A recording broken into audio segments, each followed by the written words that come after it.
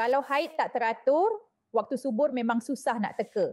Dan untuk pasangan yang tengah ikhtiar, soalan paling banyak ditanya, "Doktor, bila sebenarnya kami patut bersama?"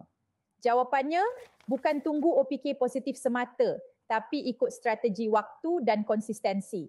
Fakta penting, sperma boleh hidup 3 ke 5 hari dalam rahim. Jadi, kalau awak tak pasti waktu ovulasi, kita guna strategi selang sehari.